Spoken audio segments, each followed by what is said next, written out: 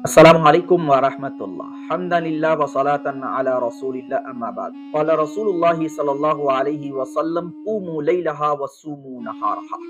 آپ سبھی حضرات کو اچھے طریقے سے معلوم ہے کہ شعبان المعظم کا مہینہ چل رہا ہے اور اس کے بعد رمضان مبارک کا مقدس مہینہ شروع ہونے والا ہے۔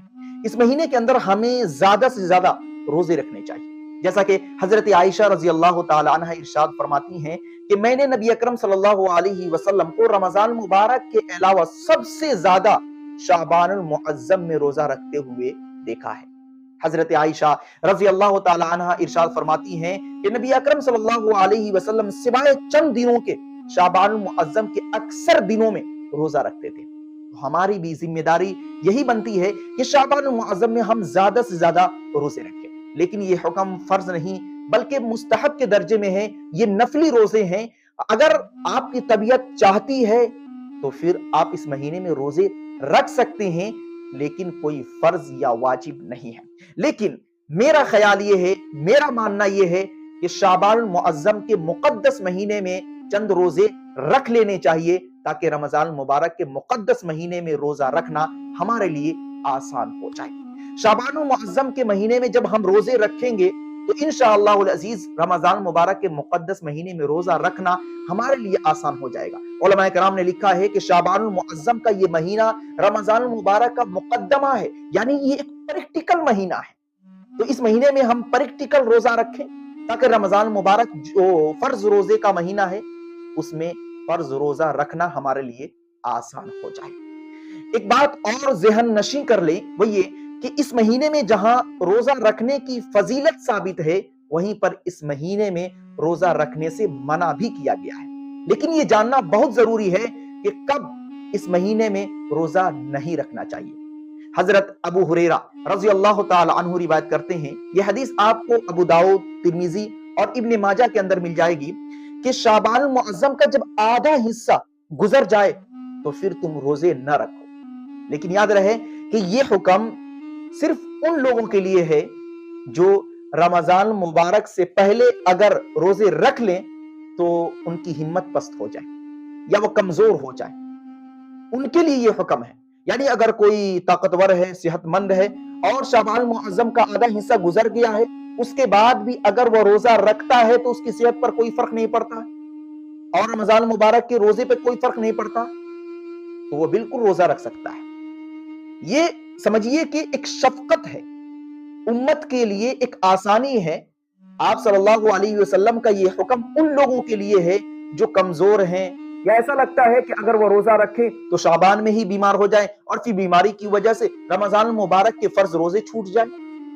یہ ان لوگوں کے لیے حکم ہے، لیکن جو طاقتور ہیں، صحت مند ہے، وہ روزے رکھ سکتے ہیں۔ اور ایک دوسری حدیث حضرت ابو ہریرہ رضی اللہ تعالی عنہ سے ہی مروی ہے کہ تم رمضان مبارک سے 1 یا 2 دن پہلے روزے نہ رکھو، اور اس کی علت علماء کرام نے 2 بیان کی ہے۔ پہلی علت یہ کہ اہل کتاب سے مخالفت ہو جائے، کیونکہ اہل کتاب نفل اور فرض روزوں کو ایک ساتھ ملا لیا کرتے تھے۔ تو اگر آپ شعبان معظم کے اخیر میں روزے رکھیں اور پھر رمضان مبارک کے روزے رکھ لیں تو نفل اور فرض روزے ایک ساتھ مل جائیں گے۔ تو اختلاط سے بچنے کے لیے اور مشابہت سے بچنے کے لیے اللہ کے رسول صلی اللہ علیہ وسلم نے رمضان مبارک سے 1 یا 2 دن پہلے روزہ رکھنے سے منع کیا ہے۔ لیکن علماء کرام نے یہ بھی بیان کیا ہے کہ اگر کسی شخص کا معمول ہے، معمول کا مطلب یہ ہے کہ کوئی شخص ہر ہفتے میں پیر کو یا جمعرات کو روزہ رکھتا ہے اور پیر یا جمعرات رمضان مبارک سے پہلے آ گیا، یعنی شعبان معظم کی 29ویں یا 30ویں تاریخ میں پیر کا دن یا جمعرات کا دن پڑ گیا، تو اپنے معمول پر عمل کرتے ہوئے روزہ رکھ سکتا ہے، اس میں کوئی کراہت نہیں ہے۔ لیکن آپ کو کوئی معمول نہیں، آپ نے کبھی روزہ رکھا ہی نہیں اور رمضان مبارک سے 1 یا 2 دن پہلے روزہ رکھ رہے ہیں، تو پھر یہ ناپسندیدہ ہے۔ علماء کرام نے اس روزے کو مکروہ قرار دیا ہے۔ اور ایک حدیث جو میں نے شروع میں پڑھی کہ قوموا لیلہا وصوموا نہارہا، جو حضرت علی رضی اللہ تعالیٰ عنہ سے مروی ہے، یہ حدیث شعبان المعظم کی 15ویں تاریخ کی ہے، یعنی جس کو ہم اور آپ شب برات کہتے ہیں۔ تو شب برات میں آپ جاگے، قوموا عبادت کریں اور صوموا نہارہا، قوموا لیلہا وصوموا نہارہا، اور دن میں روزے رکھیں۔ تو صراحت کے ساتھ اس حدیث سے اس بات کا ثبوت ملتا ہے کہ آپ شعبان المعظم کی 15ویں رات میں جاگیں، عبادت کریں اور اس کے دن میں روزے رکھیں۔ تو کوشش ہماری یہی ہونی چاہیے کہ شعبان المعظم کے شروع حصے میں، یعنی شعبان المعظم کی 15ویں تاریخ سے پہلے جتنے روزے ہو سکے رکھیں، اور شعبان المعظم کی 15ویں رات میں جاگیں اور دن میں روزے رکھیں۔